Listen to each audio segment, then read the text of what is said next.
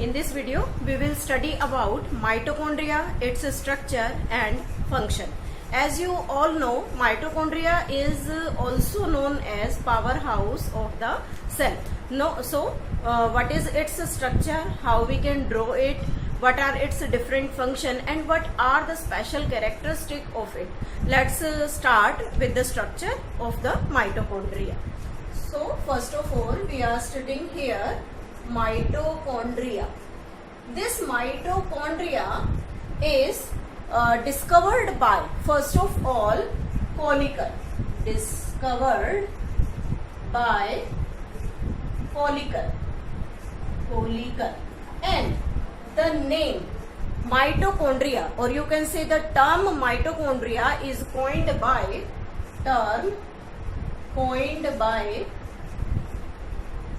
C. Benda.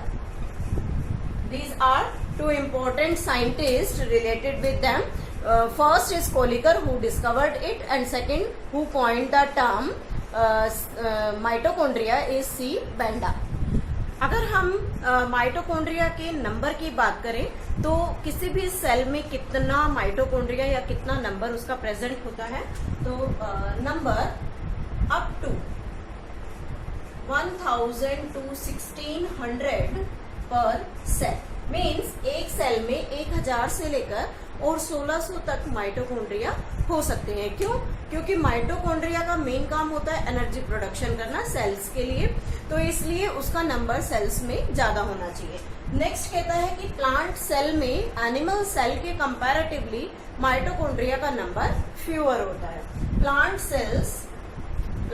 Cells have less mitochondria than animal cell. Animal cell के comparatively यहाँ पर जो माइटोकॉन्ड्रिया का नंबर है वो कम होता है. जब हम कलेक्टिवली एक सेल में प्रेजेंट सभी माइटोकॉन्ड्रियंस के बारे में बात करते हैं तो उसको हम एक कलेक्टिव टर्म देते हैं, mitochondria of a cell collectively known as chondriome. Chondriome. This is the collective term used for all the mitochondria present in a cell. So these are some peculiar features we can say about the mitochondria related to their historical background as well as name given to them. One more important character, or you can say that feature is mitochondria may be sausage shaped और cylindrical. किसी भी shape में हो सकता है, sausage भी, और cylindrical form के अंदर भी हो सकता है. अब बात करते हैं कि इस माइटोकॉन्ड्रिया को कौन से फेमस नाम से बोला जाता है. It is also known as means इस माइटोकॉन्ड्रिया को कौन कौन से पर्टिकुलर पिक्यूलियर नेम्स से बोला जाता है. तो फर्स्ट आता है, जैसे हम जनरली बात करते हैं, it is known as the powerhouse of the cell. Powerhouse of the cell. ये हमें सभी को पता है कि इसे पावर हाउस कहते हैं. उसके अलावा हम इसे एटीपी मिल का नाम भी देते हैं.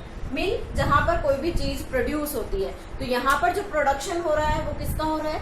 एटीपी का. इसलिए इसे किस नाम से जाना जाता है? एटीपी मिल के नाम से जाना जाता है. उसके अलावा हम इसके और भी नाम ले सकते हैं, जैसे कि we can say it cell within cell. Means ये जो सेल ऑर्गेनली है ये एक पूरी सेल की तरह बिहेव करती है, अपना वर्कआउट करती है. तो जैसे एक नॉर्मल सेल के अंदर माइटोकॉन्ड्रिया एक सेल की तरह एग्जिस्ट कर रही है, इसलिए इसे हम क्या कह सकते हैं? सेल विद इन सेल कह सकते हैं. नेक्स्ट फोर्थ आता है इसका feature, storage furnace. We can say it storage furnace means दो नाम हो गए. स्टोरेज जैसे कि एटीपी को प्रोड्यूस करने का काम, और फर्नेस, जैसे एक भट्टी से यू कैन से जैसे हीट प्रोड्यूस होती है, तो उसी तरीके से यहाँ माइटोकॉन्ड्रिया भी एक फर्नेस की तरह एक्ट करता है, इसलिए इसे हम क्या कह सकते हैं, स्टोरेज और फर्नेस, या आप इसे सेल फर्नेस का नाम भी दे सकते हैं, और storage house of the ATP, storage batteries इसे कहा जा सकता है। उसके अलावा नेक्स्ट फीचर आता है इसका कि हम इसे और किस नाम से जान सकते हैं, that is semi autonomous cell organelle. Semi autonomous cell organelle का मीनिंग क्या है कि जितने भी प्रोटीन्स की रिक्वायरमेंट है, यानी कि सेल के अंदर जितना भी इंपॉर्टेंट वर्क होता है, उस कंप्लीट वर्क को करने के लिए न्यूक्लियस से कोऑर्डिनेशन होता है हर सेल ऑर्गेनेली का। न्यूक्लियस जैसी इंफॉर्मेशन देता है उसी के अकॉर्डिंग काम चलता है। मीन्स यू कैन से कि न्यूक्लियस का मेन रोल होता है वहां एमआरएनए, डीएनए और प्रोटीन से।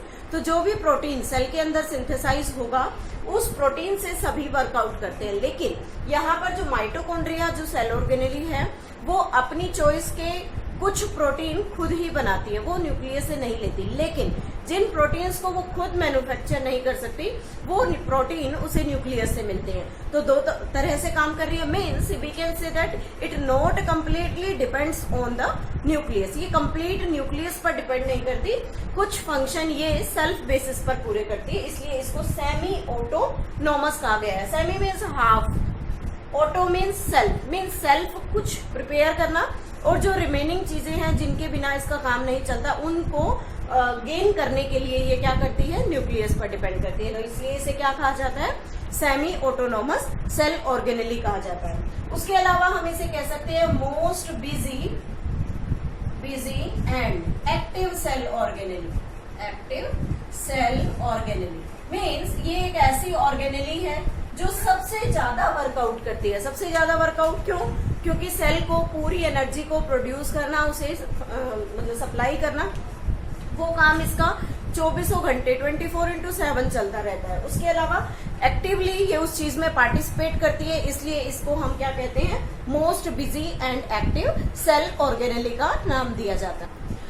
नेक्स्ट आता है कि हम माइटोकॉन्ड्रिया का स्ट्रक्चर किस तरीके, तो जो माइटोकॉन्ड्रिया का स्ट्रक्चर है दैट इज सोसेज शेप, जो हम यहाँ ड्रॉ कर रहे हैं, जो जनरली एनिमल सेल्स में प्रेजेंट होता है। तो उसको हम एक आउटलाइन ड्रॉ कर लेते हैं।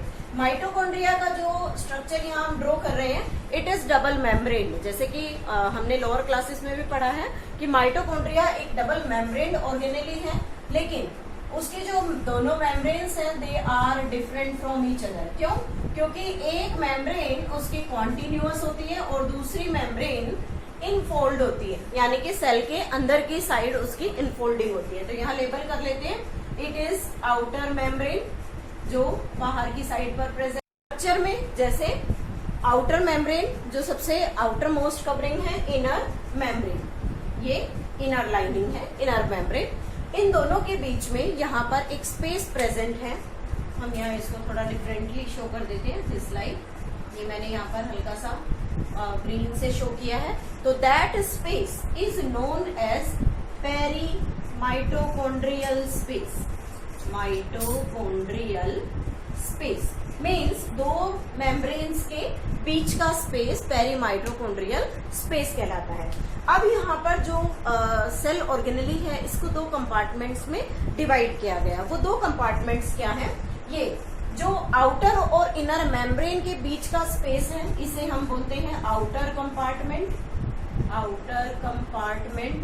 और इनर मेम्ब्रेन के अंदर जो भी स्पेस होता है उसे क्या कहा जाता है, inner compartment. This is inner compartment. अब इस इनर कंपार्टमेंट में एक फ्लूइड फील्ड है, यहाँ हम इसे शो कर देते हैं। This is the fluid present in this, you can say जैसे कि सेल में एक साइटोप्लाज्म होता है, बिल्कुल उस तरीके से यहाँ पर एक लिक्विड भरा हुआ है and that liquid is named as matrix. इस लिक्विड को हम क्या नाम देंगे, यहाँ पर मैट्रिक्स नाम देंगे। इस मैट्रिक्स में काफी सारी चीजें, यानी कि ये कहें कि इसकी एसेंशियल जो थिंग्स हैं वो भी इसके अंदर प्रेजेंट होती है। उसके अलावा यहाँ पर हमने ये अंदर इनफोल्डिंग की है This is the finger-like process which is named as Crysta. Crysta जो इनर मेम्ब्रेन की इनफोल्डिंग, अंदर की साइड जो फोल्ड्स होते हैं उसे हम क्या कहते हैं? क्रिस्टा कहते हैं. अब इसके अंदर छोटे छोटे राइबोसोम्स होते हैं. These are the ribosomes and these ribosomes helps in protein synthesis. Ribosome, और एक स्पेशल फीचर है यहाँ पर जो राइबोसोम्स होते हैं दे आर 70S टाइप. जब हम राइबोसोम को डिस्कस करेंगे तो हम देखेंगे कि वहां पर हम दो टाइप के राइबोसोम्स पढ़ेंगे, 170S एंड 180S. 80S का जो राइबोसोम्स होते हैं वो हमेशा यूकैरियोटिक सेल में प्रेजेंट होते हैं और 70S जो राइबोसोम है वो प्रोकैरियोटिक सेल में होता है. लेकिन cell organelle that is the mitochondria as well as the chloroplast, ये दो ऐसी सेल ऑर्गेनेलीज हैं जिन्हें हम सेमी ऑटोनोमस सेल ऑर्गेनेलीज कहते हैं. और इन ऑर्गेनेलीज में जो प्रोटीन्स हैं ये खुद मैन्युफैक्चर करती हैं. तो यहाँ जो प्रोटीन मैन्युफैक्चरिंग के लिए जो राइबोसोम यहाँ इन्हें हेल्प करेगा वो कैसा होगा? 70S टाइप का. और इसी फीचर पर एक क्वेश्चन पूछा जाता है कि what are the similarity between the mitochondria, chloroplast and the prokaryotic cell या बैक्टीरिया. तो वहां हम एक चीज हमेशा बोलते हैं कि प्रोकैरियोटिक सेल, माइटोकॉन्ड्रिया और क्लोरोप्लास्ट, वहां पर दो चीजें सिमिलर होती हैं. फर्स्ट, उनके अंदर जो प्रेजेंट राइबोसोम है वो तीनों के अंदर 70S टाइप का होता है. सेकंड थिंग कि यहाँ हम बात करते हैं कि जैसे अभी मैंने कहा कि प्रोटीन बनाएगा, तो प्रोटीन कब बनता है? जब भी न्यूक्लियस से इंफॉर्मेशन मिलेगी तब प्रोटीन सिंथेसाइज होगा. इट मीन्स इस सेल ऑर्गेनेली में भी एक न्यूक्लियर मटेरियल होगा, एक डीएनए होगा. तो वो डीएनए जो मैं यहाँ अभी ड्रॉ करूंगी उस डीएनए की सिमिलैरिटी एग्जैक्टली प्रोकैरियोटिक सेल से होती है. तो अब वो डीएनए क्या है देखिए, there is, we can say this is double stranded single circular DNA. यहाँ हमने ये डीएनए ड्रॉ कर दिया. This is double stranded DNA. ये इस सेल का जेनेटिक मटेरियल है. और जब हमने बैक्टीरिया सेल को स्टडी किया था तो वहां हमने एक प्लाज्मिड के बारे में पढ़ा था.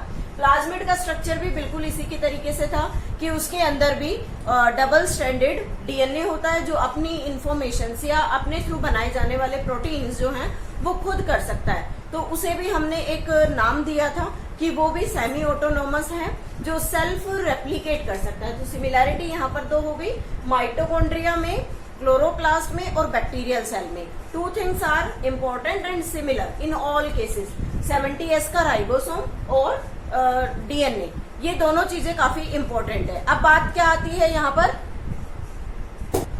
तो यहाँ हम माइटोकॉन्ड्रिया, क्लोरोप्लास्ट या प्रोकैरियोटिक सेल तीनों को सिबलिंग भी बोल सकते हैं. सिबलिंग जिनमें सिमिलर फीचर्स होते हैं. तो इस तरीके से ये एक कंप्लीट स्ट्रक्चर है किसका?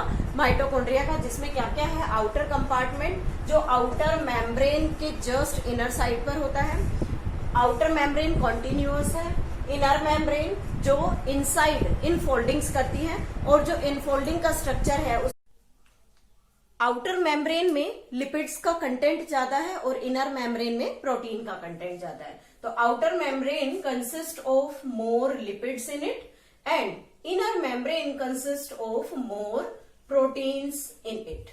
उसके अलावा जब हम क्रिस्टा के बारे में डिस्कस करते हैं तो क्रिस्टा में एक इम्पॉर्टेंट चीज है कि अगर हम इस क्रिस्टा को थोड़ा सा और एक्सटेंड करें डायग्रामेटिकली कि इसमें और क्या फीचर्स प्रेजेंट होते हैं, तो यहाँ हम ड्रॉ करके दिखा रहे हैं. It consist of a special structure which is named as oxysome. ये हम आगे डिटेल में भी पढ़ेंगे. Like this there is the infolding like this. और ये जो स्ट्रक्चर्स हैं यहाँ पर इसे हम क्या नाम देते हैं? ऑक्सीसोम्स. इस ऑक्सीसोम के अंदर क्या होता है? यहाँ पर स्पेशल होते हैं F0 F1 पार्टिकल. ये F0 F1 पार्टिकल का मेन काम क्या होता है? एटीपी प्रोडक्शन करना, because they have a specific enzyme that is the ATP synthase. We can write here ATP synthase. तो इस एटीपी सिंथेज एंजाइम की हेल्प से सेल क्या करती है? एटीपी का प्रोडक्शन करती है और वो जो प्रोडक्शन है वो हमेशा कहाँ होगा? ऑक्सीसोम में. So this is all about the structure of the mitochondria. Now what are its function? If we discuss about its function, then what are the important function of it? First, it produce ATP. ATP के production का main जो काम है या feature है वो किसका होता है, माइटोकॉन्ड्रिया का। ये कंप्लीट सेल के लिए जितने भी एटीपी रिक्वायर्ड होते हैं उन सभी के जनरेशन में हेल्प करता है। Second we can say that helps in oxidative phosphorylation. वैसे तो बात एक ही है, जब एटीपी के प्रोडक्शन की बात करें या ऑक्सीडेटिव फोस्फोराइलेशन, चीज एक ही है। ऑक्सीडेटिव फोस्फोराइलेशन का एक्चुअल मीनिंग क्या है कि फोस्फोराइलेशन मींस एटीपी का प्रोडक्शन करना। हेल्प कौन कर रहा है, एटीपी सिंथेज एंजाइम, जो क्या करता है F0 F1 पार्टिकल की हेल्प से एडीपी प्लस पीआई को जोड़कर एटीपी बनाता है। जैसे यहां हम इसको शॉर्टली लिख सकते हैं, एडीपी प्लस इनऑर्गेनिक फॉस्फेट जब ज्वाइन करते हैं तो क्या बनाते हैं, एटीपी। और जब एटीपी का प्रोडक्शन होता है तो इसी रिएक्शन को हम क्या कहते हैं, ऑक्सीडेटिव फोस्फोराइलेशन। ये हम जब प्लांट फिजियोलॉजी पढ़ेंगे तो उसके अंदर हम इस कंप्लीट स्ट्रक्चर को, इसको डिटेल में पढ़ेंगे। नेक्स्ट आता है third function, it helps in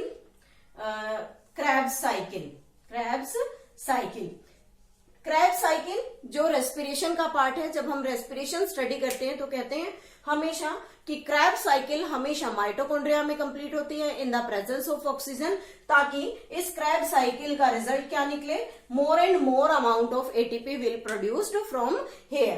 तो क्रेब साइकिल जो है वो एटीपी प्रोडक्शन का काम करती है and it always takes place in the mitochondria. अब जब क्रेब साइकिल की बात आती है तो क्रेब साइकिल कौन से रेस्पिरेशन में इन्वॉल्व है, it is in aerobic respiration. जब एरोबिक रेस्पिरेशन चलता है means in the presence of oxygen, जब वर्कआउट हो रहा है तो उसको कौन हेल्प करता है, Krebs cycle, and Krebs cycle always takes place in mitochondria. So this is all about the mitochondria. One important thing is there, हमने यहाँ पर डीएनए के बारे में बात की कि यहाँ पर सर्कुलर डीएनए होता है, 70S टाइप का राइबोसोम है, और यहाँ पर स्पेशल फ्यू आरएनएस भी प्रेजेंट होते हैं जो स्पेशली प्रोटीन, माइटोकॉन्ड्रिया को जो नीडेड या रिक्वायर्ड प्रोटीन्स हैं उनकी फॉर्मेशन में हेल्प करते हैं। So this is all about the structure, function and their peculiar name of the mitochondria. Next video में हम प्लास्टिड के बारे में स्टडी करेंगे।